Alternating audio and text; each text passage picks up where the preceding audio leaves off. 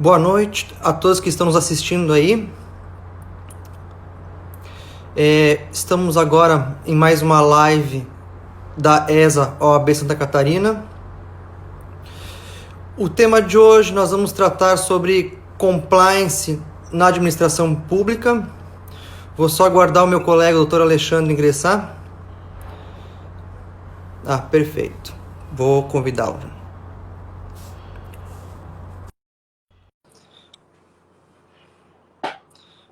Vamos ver, aguardando um pouco. O Dr. Alexandre aceitou.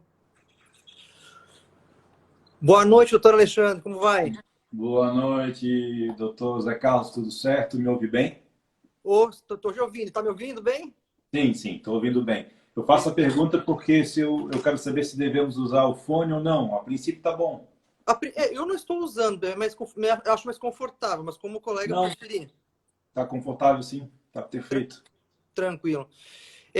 Então, já dando início, doutor Alexandre, hoje, como eu estava falando, boa noite a todos que estão nos vendo novamente, um especial abraço aos colegas advogados, a todos que estão nos vendo. O tema hoje, então, perdão. Também queria cumprimentar o doutor André Janes, que nos fez o convite para participar dessa live hoje, a quem eu agradeço.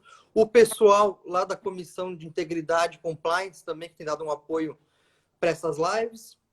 E, começando hoje, qual que é a proposta, certo, colega? É trocarmos uma ideia com base em algumas perguntas. O compliance que nós vamos tratar da administração pública é aquele da administração pública direta, penso eu, para facilitar aqueles que estão nos vendo e nos ouvindo. E, para quem não conhece, o doutor Alexandre, ele é colega advogado, atuante na área de direito público, com MBA em gestão de compliance. E eu estou aqui mais para trocar uma ideia e ouvir a experiência que o senhor tem, né? Uma experiência extremamente considerável, para quem conhece, e quem sabe contribuir, né, Alexandre? Não sei se a nossa ideia é resolver os problemas do compliance público, mas muitas perguntas vão surgir, muitas dúvidas, não é? Que bom, tomara.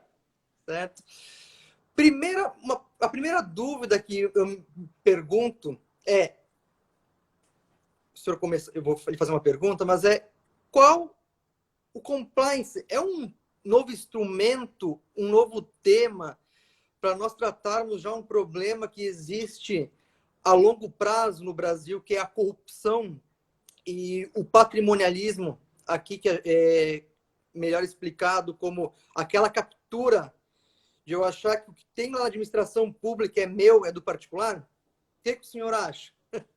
Então, boa noite mais uma vez, boa noite a todos. Eu quero agradecer o convite que me foi feito e faço isso na pessoa do André Janes, que é um querido amigo, foi meu aluno, inclusive. É a primeira vez, eu peço desculpa a todos, porque é a primeira vez que eu estou participando de um ambiente como esse.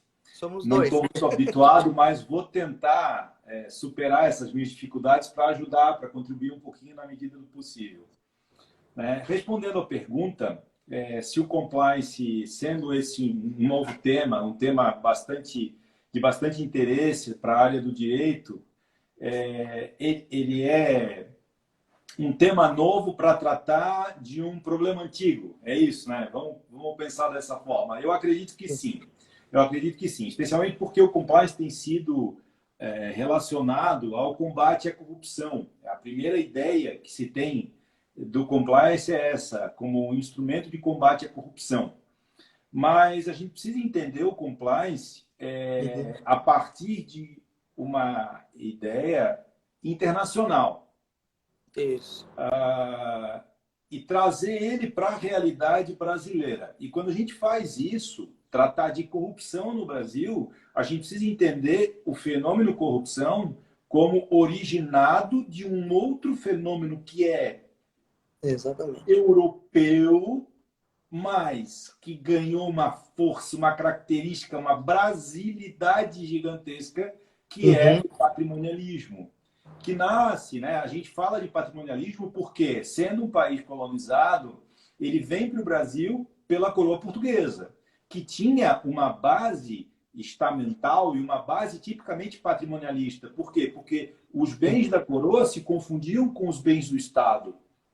Havia uma característica empresarial na frota de navios da coroa portuguesa que se confundia com a ideia de controle do Estado, controle das divisas, a questão militar. Tudo isso estava muito confundido. Então, o patrimonialismo era isso, era a confusão entre a ideia do monarca como chefe de Estado e o monarca como chefe de uma grande empresa exploradora de terras e de novas colonizações, que era a coroa portuguesa. Quando vem para o Brasil, a gente começa a população brasileira formada, ela começa a se formar e ela empresta toda essa carga de patrimonialismo. Ela compreende isso muito rapidamente. Eu penso que ela tenha compreendido isso muito rapidamente porque ela é formada pelos portugueses. Né? E vamos pensar, quem é que sairia de uma cidade já desenvolvida na Europa para trabalhar numa colônia recém-iniciada, com todas as dificuldades, com temor de saúde pública muito grande? As pessoas precisavam receber o quê? Algum tipo de benefício. E aí elas se sentiam muito no direito de ultrapassar o limite daquilo que era da coroa e o que era delas, primeiro porque elas estavam fazendo na cabeça delas um sacrifício. Segundo, porque isso aqui era terra de ninguém. De quem que era isso? Eu vou usar uma expressão horrorosa, mas isso era dos índios, como se aquilo não fosse, não tivesse nenhum sentido. Né? Hoje essa minha expressão seria politicamente absolutamente incorreta, mas em 1500, 600, 700, 800, em 1800, com a chegada da coroa definitivamente ao Brasil e a abertura dos portos em 1808, aquela coisa toda, isso estava muito incorporado. Tipicamente, a cultura do patrimonialismo passou a ficar muito incorporada e se estendeu até os dias atuais. Se a gente dá um salto, né, de evolução nessa questão, a gente vê hoje, vou citar um fato recentíssimo, né? Um casal no Rio de Janeiro que chega para o fiscal da vigilância sanitária e diz: cidadão não, engenheiro civil, formado, melhor do que você. Isso é claro, escancarada aquela cultura brasileira do olhe com quem você está falando. Isso nada mais é do que o patrimonialismo brasileiro. E é esse patrimonialismo que vai alimentar a corrupção na administração pública brasileira. Então, para responder à pergunta e não me estender muito, isso foi tratado muito, né, pelo Raimundo Faulo nos Donos do Poder. Exatamente. O compliance, ele é mais um instrumento de controle, ele vem a ser mais um instrumento de controle para o abuso incessante do brasileiro. Eu falo do brasileiro e não somente do servidor público, do agente político, não. É o brasileiro sobre as coisas que, sem conseguir delimitar o seu espaço e o espaço da coisa pública. Sim. Isso fortalece, né, Alexandre, a questão da mudança de cultura que o compliance propõe também. Ah, sem dúvida. Porque compliance... Não sei se o colega concorda, mas não adianta nós termos mais um instrumento. Já existiram outras tentativas, mas se essa estrutura e essa cultura não for vista com outros olhos, vai ser mais um. Não há dúvida, até porque, e assim, há um evidente erro, na minha opinião, de tentar tratar o compliance como um instrumento jurídico. Ele não é. Ele é muito mais um instrumento cultural. Ele passa por uma multidisciplinariedade que vai envolver aspectos filosóficos, a questão da ética e aspectos culturais, né, que vão invadir a área da administração, a área da economia. Exatamente. Né? Isso até, na verdade, eu penso que seja um dos grandes desafios para quem, como nós, é advogado na área, porque você tem que trabalhar com equipes que a gente está acostumado a trabalhar geralmente com o pessoal do jurídico, outros colegas advogados, e você tem uma visão transversal, vai tratando com outras pessoas, quando muitas vezes você é a única pessoa do jurídico. Ah, mas isso é muito rico. Né? Mas o que é muito rico, inclusive, né? Mas também tem que ter essa predisposição de quem está trabalhando e entender isso, porque você não tem como fazer uma mudança cultural, seja numa organização privada ou numa organização estatal, um órgão estatal, se você não está aberto a transitar por todas essas áreas, não é verdade? Mas ao mesmo tempo, o profissional do direito ele está muito habilitado a isso, né? Eu Sim, acho não, que com certeza, sem dúvida. isso aqui é Né? muito legal.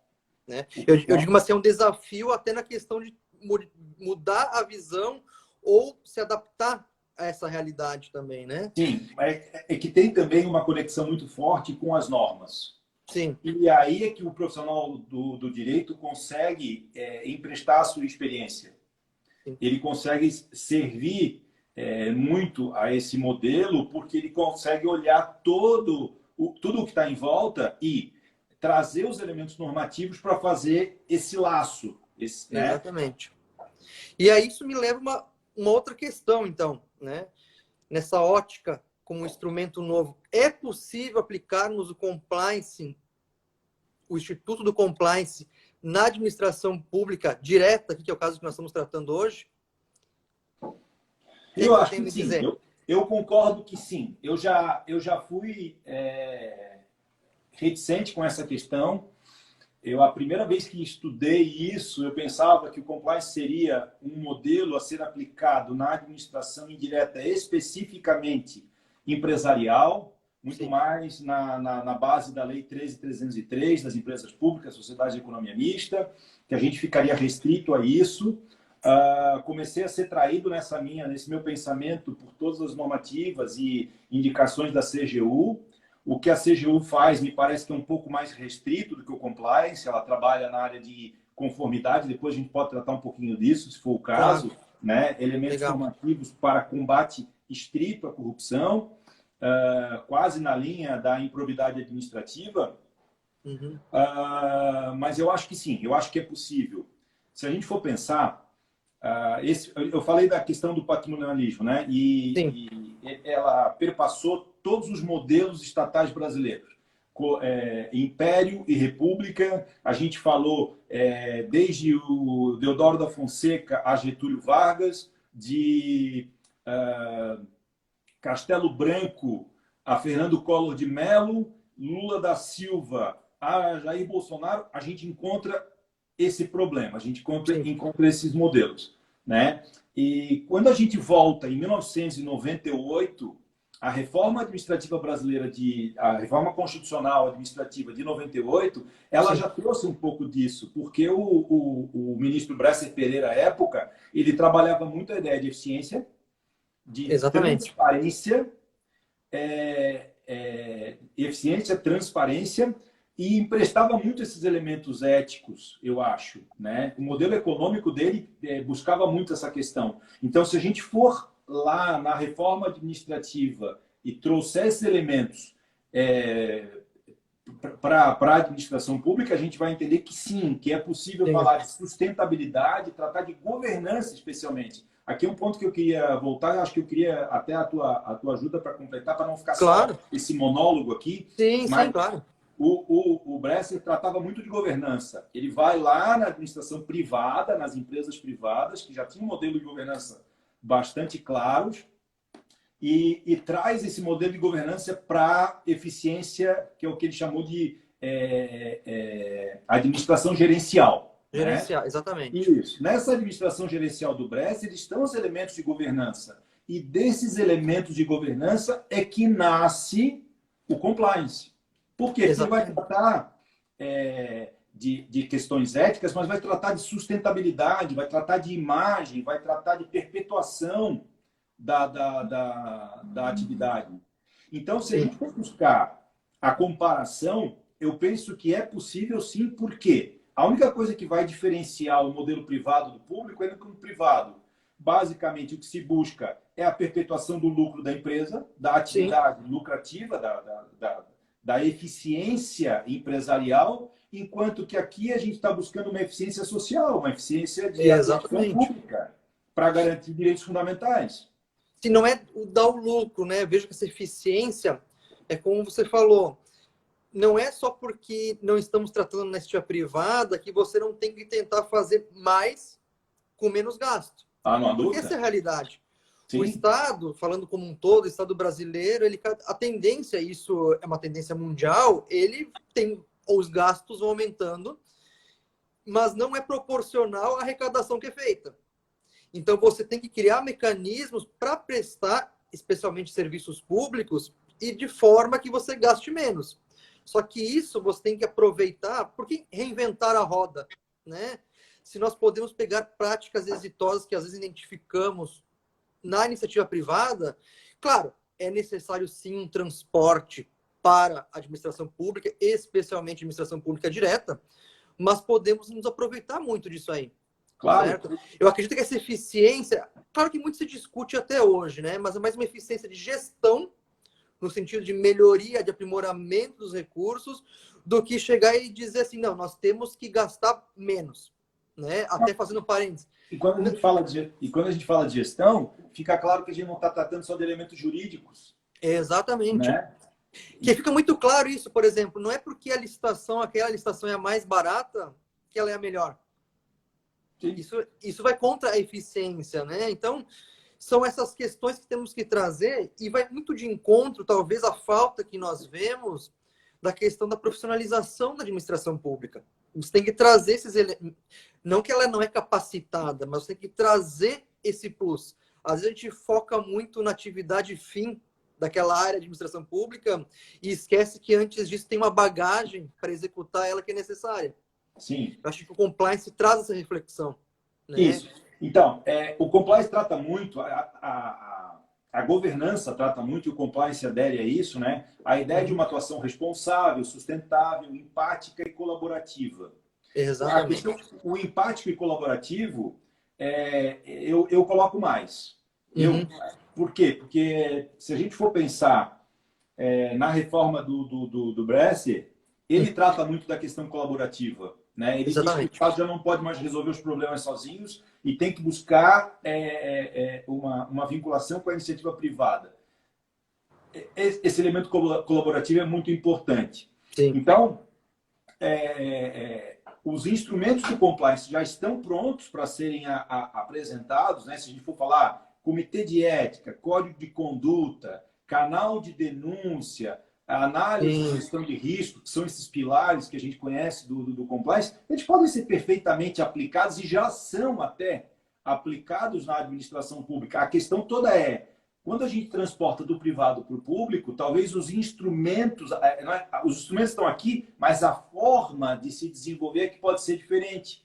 Com certeza. Porque como a gente vê lá no artigo 37 da Constituição Federal, especialmente acho que o parágrafo 3º, a gente vai lembrar da questão da participação, né? Exatamente. A participação do usuário, do serviço, enfim.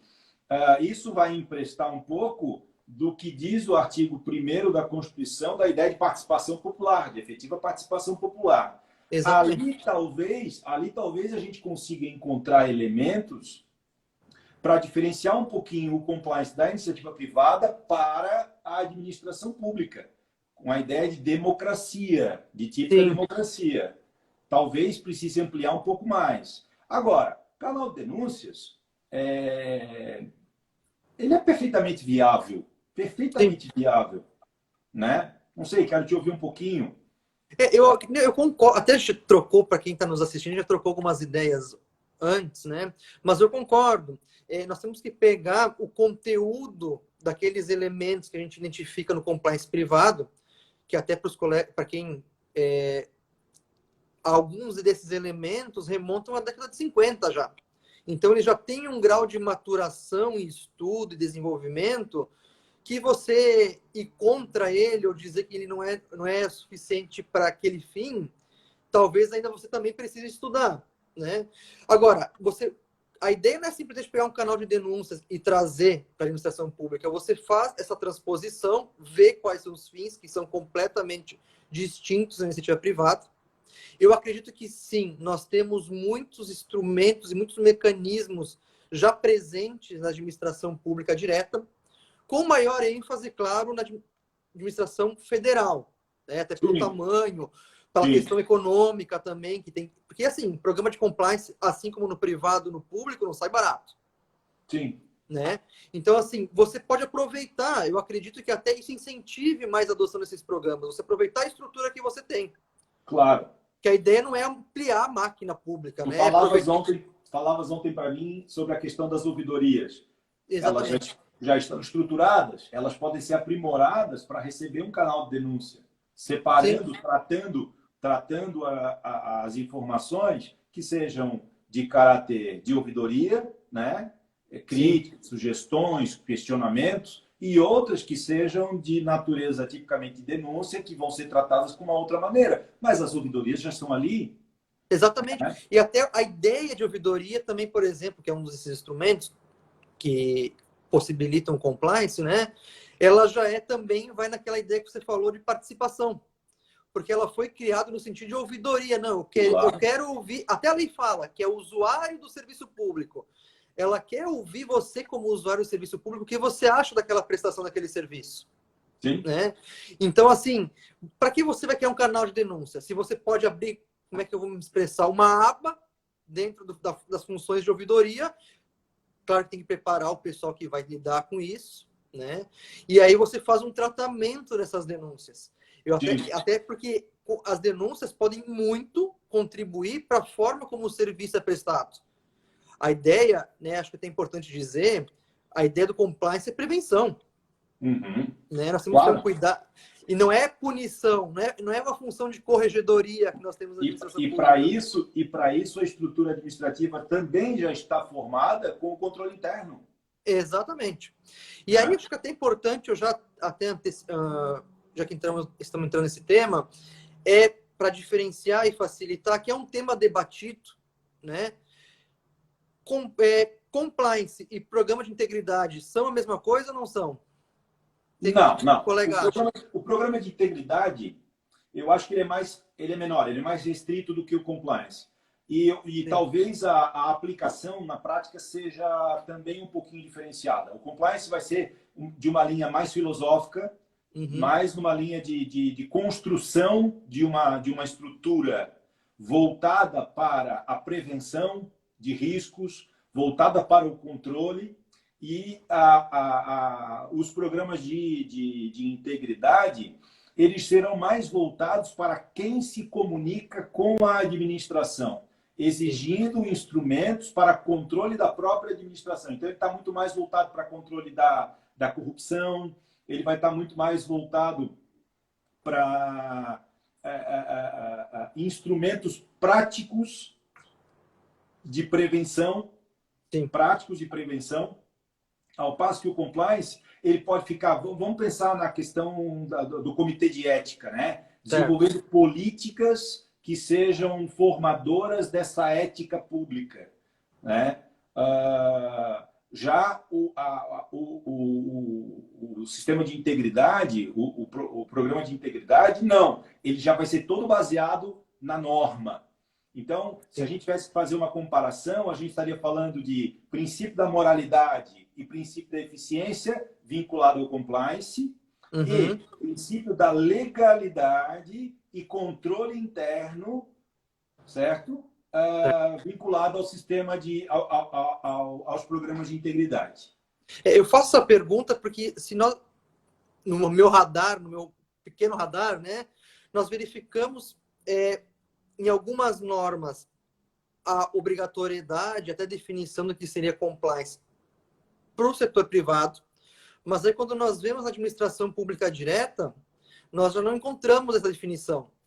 Até a lei das estatais traz o termo, mas ela não explica o que é. Muitos dizem, inclusive, que o termo passou despercebido na hora que foi corrigida a lei, né?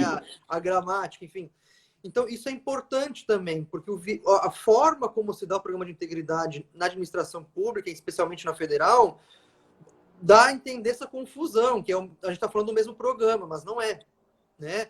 O guarda-chuva do compliance é maior. É maior. É maior, né? E é maior. E esses programas de integridade, eles surgem na CGU como resposta à Lava Jato, tipicamente. Exatamente. É uma questão do momento histórico que nós vivenciamos, estamos vivendo. Né? E surge no ambiente da Petrobras. Exatamente. E aí se foca muito em código de ética, se foca em prevenção de fraudes, corrupção, mas você esquece uma parte muito importante do compliance, né?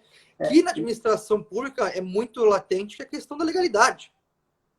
Às Sim. vezes, existem normas internas no compliance privado que ela tem um grau de eficácia reduzido, porque não é uma norma, não é uma lei. Agora, na administração pública, nós temos o princípio da legalidade, né? Então, o programa de integridade, ele parece, não sei, isso é uma opinião minha, ele se esquece, às vezes, ele poderia tratar disso aí, né? Só que preferiu-se focar no momento atual, né? Mas é por isso, se eu bem entendi a tua reflexão, é exatamente por isso que eu faço a relação do compliance com a eficiência e a moral, com os Perfeito. princípios de eficiência e moralidade. Por quê? Porque quando a gente está falando de ética, a gente está falando do querer ser, e não de um dever ser. Exatamente. E na integridade, é um dever ser. Sim. É um dever ser. Você atende aquilo por uma determinação de contratação, como requisito de contratação. A gente está caminhando muito nessa linha, né? Sim. Agora, o compliance não. O compliance, eu acho até que ele não necessita tipicamente de uma norma no ambiente público, porque a norma já está posta. É a Constituição Federal auto-aplicável no artigo 37. Isso que eu te perguntar, você acha que é necessário ter uma lei específica tratando do compliance? A gente já tem programa de integridade várias, né? Várias orientações, mas no programa de compliance, nessa ideia de que ele é mais amplo que o de integridade, é preciso que nós tenhamos uma lei específica sobre o tema? E aí, falando assim, em cada ente estatal, né? Porque então, eu fico muito dividido nisso. Eu fico dividido no seguinte aspecto. Se houver... Vamos lá, eu vou começar do princípio da minha reflexão. Eu acho que não deveria ter. Tá. Não deveria exigir norma. Por que é que não deveria exigir norma? Porque isso é um princípio quase que não, natural do ponto de vista público. Né? Se a gente for pensar que em 1789 a Declaração dos Direitos do Homem já indicava o dever de prestação de contas, surge ali o accountability, Sim. Que é um dos pilares da governança. Se a gente for pensar que a Constituição Federal indica o princípio da moralidade, se a gente for pensar que foi tratado também do ponto de vista constitucional a busca pela eficiência, eu não precisaria de uma norma para definir um sistema de compliance. Muito embora o direito administrativo brasileiro ele goste muito, dependa muito da norma. Eu ia dizer, a realidade já é outra, né? Isso. Agora, a exigência, vamos partir do pressuposto que o Tribunal de Contas da União, por exemplo, ou os tribunais de contas nos estados, ou os tribunais de contas de município, onde há Tribunal de Contas de município, passem a exigir dos entes federativos, ou melhor, dos gestores públicos à frente dos entes federativos, que implementem políticas de compliance, me parece que seria equivocado, porque aí nós não temos norma para isso. Certo. Agora, antes disso, o que eu estou falando eu não preciso de norma para desejar ser um bom gestor. Sim. Isso é intrínseco à gestão, e muito mais à gestão pública. Exatamente. É o querer ser, e não o dever ser. Só que, como você falou, existe uma cultura jurídica, inclusive, que parece que você não trazendo na norma não há necessidade, você tem que ficar reafirmando a existência, a obrigatoriedade, senão você esquece. Porque nada impediria um gestor, hoje se debate muito sobre compliance, mas poderíamos ter pré-Lava Jato, por assim dizer, alguém chegar aí, um gestor e dizer, não, eu preciso melhorar o meu controle interno, eu preciso melhorar a forma como as coisas são feitas aqui, e vou implementar um programa de compliance. Como de fato aconteceu. Como de fato aconteceu. Casos, né? Porque desde 98 a gente já tem... e mais, não foi propriamente 98. 98 foi o start, mas foi 2000. Com a lei complementar 101, que é a lei de responsabilidade fiscal. Ali nasceu uma cultura de controle muito forte. Já havia, mas o controle era um controle burocrático da reforma de 67. Né? Certo. E aí, com a administração gerencial e controle interno definido, as exigências de controle interno passaram a ser muito fortes. Então, ele é pré-Lava Jato.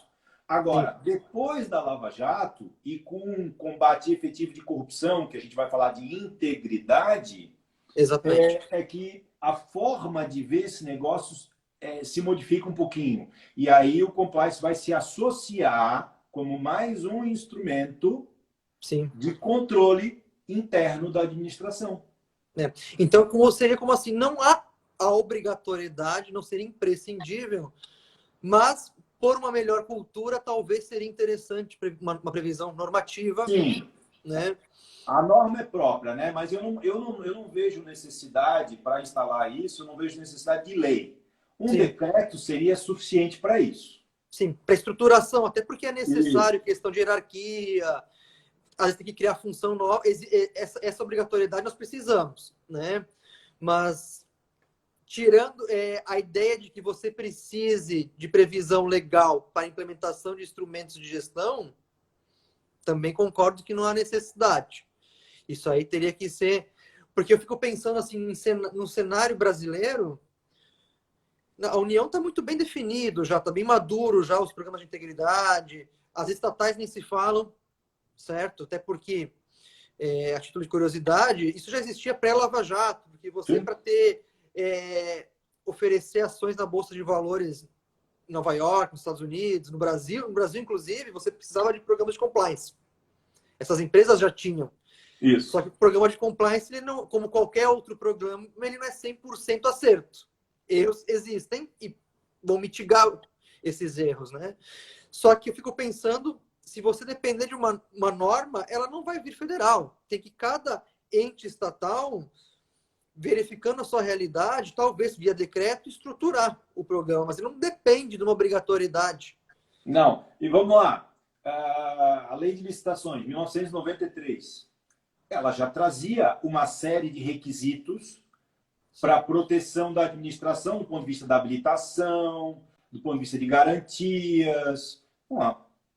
O que a gente precisaria modificar agora para isso, muito embora a gente saiba que a Lei de Licitações está em vias de ser modificada definitivamente, era para ser esse ano, não sei se vai conseguir terminar esse ano, mas não precisaria. Sob esse ponto de vista, não precisaria. Eu apenas aplicaria os instrumentos, né, de análise de risco, por exemplo. Exatamente. Associando aquilo que já está colocado na Lei 8666. Sim, porque se nós pensarmos, existem até pesquisas que falam que o Estado brasileiro, e aí em todas as suas formas, é como se fosse a maior empresa que nós existimos, a maior contratante. É uma corporação. Eu fico pensando qual é a dificuldade, como é que funciona, pode até ser, claro, existe nessa realidade do Brasil, existem municípios com 1.000 habitantes, certo? Mas como é que o pessoal não implementa uma gestão mínima de riscos? Porque eles existem. Que seja aquele risco de conferir de quem você está contratando. Que até nessa época de pandemia, até essas análises simples não foram feitas, certo? Mas ao invés de exigir, não seria mais fácil que as escolas, por exemplo, volto para a reforma de 98. Sim. A reforma de 98, ela trata especificamente das escolas de governo. Certo. E as escolas de governo se disseminaram pelo Brasil. Né? A gente tem a grande escola de governo federal, mas os estados têm muito boas escolas de governo. Os tribunais de conta têm setores com servidores muito bem habilitados, né?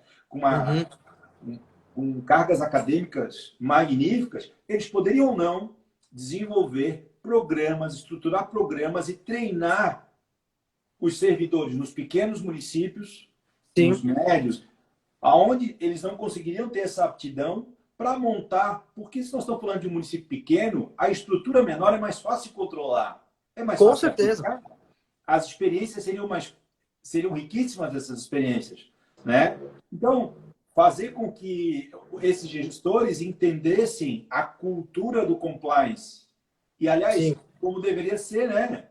Tone at the top, começaria pelo prefeito mesmo, para entender aquilo. Porque... Claro!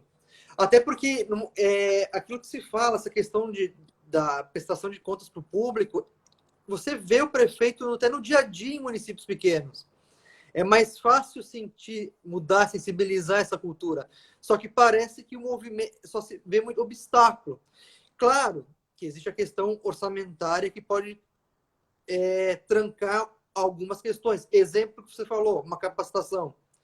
Mas aí existem outros órgãos que podem auxiliar nisso, como as escolas de governo, Mas associações de municípios. Mas olha o que nós estamos fazendo, Zé Carlos. Olha o que nós estamos fazendo. Os meios de disseminar educação hoje são infinitos. Exatamente. Os não precisa mais aquela coisa, aquela cultura de pagar diária para o servidor vir a Florianópolis ou ir até Brasília fazer curso, gente. Esse negócio acabou. É verdade. Isso acabou. É verdade. Tem várias experiências, né, que podem ser aproveitadas. Né? Nós não precisa, e até porque, assim, o município não precisa ter um programa de compliance como o Ministério da Justiça tem. Não. A realidade é mais fácil de ser aprimorada, de ser executado. Diga-se, não há necessidade de uma formatação, não, até porque nós não temos lei para isso. Sim. Não há uma formatação. Se a gente for pegar a lei anticorrupção, ela diz que como é que é? Eu estou tentando lembrar, vamos ver se eu pego aqui no meu computador, estou tentando lembrar como é que diz o artigo 7º da lei. Só um minutinho, espera aí. Existência de mecanismos e procedimentos internos de integridade, auditoria e incentivo à denúncia de irregularidades, aplicação efetiva de código de ética e de conduta no âmbito da pessoa jurídica. Ou seja, é aberto. Cada um vai fazer o seu modelo diante da sua realidade. Sim, exatamente. Até você na ideia que eu estava, a título de curiosidade, vendo com uma pessoa que cuida muito de capacitação de ouvidorias, são realidades. Ela estava contando que em alguns municípios que ela foi da palestra, basicamente, quase 100% das manifestações nas ouvidorias, no sentido de denúncia, eram por meio eletrônico. Mas em alguns municípios, aí até ela citou o caso do hospital aqui da UFSC, a maioria das denúncias vem no balcão.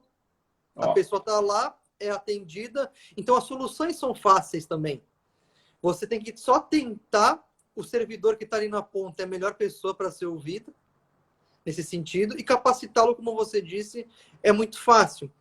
E isso, inclusive, me pergunto, que eu te trago outra pergunta, é quem é o responsável, a área, a pessoa, para executar as atividades próprias de um programa de compliance no ambiente da administração pública. E se essa, já trazendo uma aba que talvez você venha tratar, essa atividade se confunde com aquela de controle interno que muitos municípios, a maioria deles, eu acredito que deve ter, já executam? Ela não se confunde. Vamos lá, a gente não tem que tratar como atividade nova. Certo. Mas instrumento disponível para quem exerce a atividade de. Perfeito. Então, por afinidade, eu acho que por afinidade seria bastante razoável que essa tarefa ficasse a cargo do órgão de controle interno, controladoria, auditores. Mas não necessariamente, porque o auditor ele talvez esteja mais vinculado à ideia de integridade do que de compliance. Certo. Né? Talvez. Eu estou fazendo uma mera reflexão aqui. Sim, claro. Mas o que eu acho é que a gente não precisa, que não pode incorrer no erro de entender que vai precisar de compliance officer na administração pública, criar um cargo de auditor de compliance, não. Analista de compliance, não. O compliance officer que a gente vê na iniciativa privada, ele foi treinado, mas ele é administrador, ele é economista, ele é advogado, ele é um elemento dentro da estrutura da organização. Na administração pública, a gente tem exemplo de pessoas que têm determinado cargo e são treinadas para serem pregoeiros, pregoeiras. Exatamente. Me parece que é a mesma regra. Eu posso muito bem oferecer um curso para alguém e investir esse curso e essa pessoa ser depois a disseminadora dessa cultura de compliance da minha organização. Sim, até porque essa pessoa vai ter conhecimento. Se vai da ser própria estrutura, da controladoria, ou se vai ser na Secretaria de Administração, no Ministério de Desestatização e assim por diante. Até o legal, o interessante está na...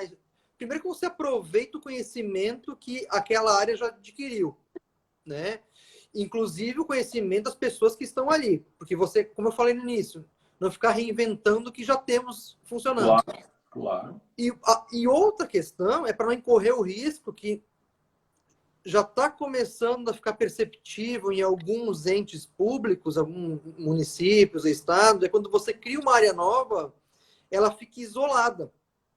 No sentido que eu falo, ela perde interlocução com outras áreas, e aí a premissa principal do compliance, que é aquela transversalidade, atingir todas as áreas, estar incluído num controle interno, você perde. Sim. Aí você tem um programa que ele não vai funcionar. Agora, o que me parece necessário, e não dá para abrir mão, é que esse agente público ele tenha garantias. Ele não pode ser um comissionado. Ele não pode ser um comissionado, hipótese nenhuma. Isso é uma questão que eu acho que esse tema é um tema que falta uma reflexão interessante. Qual é a situação da pessoa que vai ocupar esse cargo? Até como é que ela vai ficar? Vai ser um servidor efetivo, mas com mandato, por exemplo, pré-estabelecido. Eu já ouvi esse debate. Que bom. Porque assim, como é que você vai fazer o controle interno do teu superior? É uma questão delicada, certo? Alguns órgãos criaram assessorias especiais. Só que a rotatividade é muito grande, você perde isso aí. Então, esse é um tema, como eu disse, a gente está trazendo as mais dúvidas que soluções. Mas são coisas que têm que ser pensadas. Na anistia privada, a gente vê muitas vezes, só responde ao conselho de administração, o compliance officer, nessa área. Como é que vamos colocar? Essa dúvida é uma dúvida que eu tenho, estava me pensando sobre isso. Porque no federal, colega, a gente tem aquelas unidades de gestão. Aí você pega o organograma do órgão federal, tem a alta administração, aí tem diretor, coordenador, gerente operacional e está aqui a unidade. Bem claro uma hierarquia. Aí fica difícil. Como é que você vai cobrar, né? Ou vai fazer o programa funcionar? Mas tem que fazer funcionar. Vamos lá, o ponto central do compliance é esse, que a cultura só se estabelece de cima para baixo. Ah, não, sem dúvida. Não há sentido em você treinar e disseminar cultura de ética aqui na base se no ápice da pirâmide a pessoa está desvinculada disso. Não há compliance aí. Essa é coluna, isso é uma coluna fulcral do compliance. Então, não me parece nem um pouco inadequado, é perfeitamente aceitável que essa pessoa que já atua, que já tem experiência, que foi treinada, vá lá em cima cobrar Sim. de quem está no topo da hierarquia pública, que ele compreenda, execute e desenvolva a cultura de compliance. Sim. Acho que é fundamental isso aí. Não tem como, né? Assim como no privado, se você não tem alta administração do órgão ou do ente comprando a ideia, tem que esquecer ela, que não vai funcionar. Não há dúvida. Não vai funcionar. Que mais que eu posso dizer? Que podemos mais? Então, temos perguntas aí, não?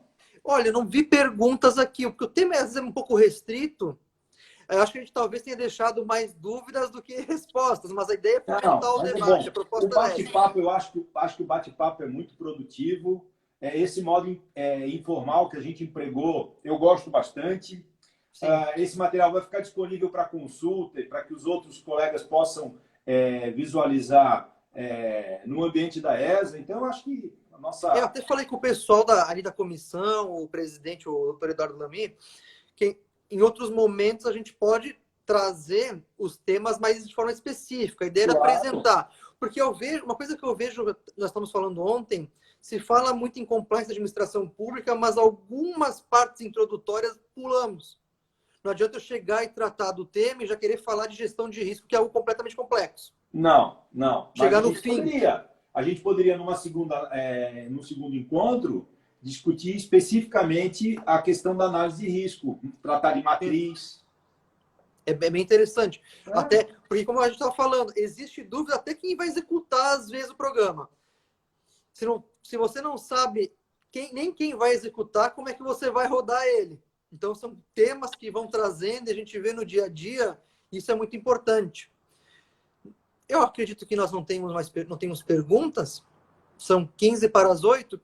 Mais algumas considerações aí, doutor Alexandre? Não, eu quero só, de novo, agradecer a oportunidade de participação, uma experiência nova, muito viva, muito boa, né? E estou à disposição. A gente está aqui para muito mais para aprender do que para ensinar nesse ponto. Isso é muito legal, essa troca de ideias. Eu acredito que essas lives e esse sistema novo que a gente tem utilizado, essa mudança de realidade tem sido bom para isso. Porque senão a gente às vezes espera ter um congresso que todo mundo fica falando, é quase como se fosse o cafezinho dos congressos, né? Isso é muito legal. Agora, eu não posso deixar de falar, e não quero terminar sem dar um recado aqui, especialmente para a jovem advocacia. Legal. A gente está vivendo uma espécie de crise na advocacia com excesso de profissionais e todos se perguntando muito sobre o que fazer e buscando respostas nas alternativas antigas, quando a gente tem aqui coisas novas e interessantíssimas que podem abrir um grande campo de trabalho, né? Com certeza. Então, para os jovens advogados que acessam mais, com maior frequência, esse ambiente da ESA, fica aqui a minha palavra final para que estudem, se dediquem ao estudo do compliance, porque ele é riquíssimo, ele é muito interessante e pode abrir interessantíssimas oportunidades de trabalho. É muito legal. Isso é muito importante ouvir. Isso acho que é importante. Como eu estava falando ontem, eu procurei me reinventar depois de muito tempo no órgão público e foi, acho que isso que me fez me apaixonar pelo tema, esse desafio que ele traz. Acho muito interessante. Legal. Então é isso. Eu acredito que podemos encerrar. Obrigado. Agradecer de novo o pessoal da ESA. Parabéns pela iniciativa. Acho muito importante. Essa troca de experiência é fantástica. Já são 10 para as 8. Daqui a pouco o Instagram está expulsando a gente, que é 1h. Maravilha. Maravilha. Um abraço. Obrigado. Foi um grande prazer. A gente vai ter a oportunidade de se encontrar pessoalmente. Com certeza. Espero que logo tudo isso passe. Um abraço. Boa noite a todos que nos viram. Obrigado, hein, pessoal. Valeu. Boa noite.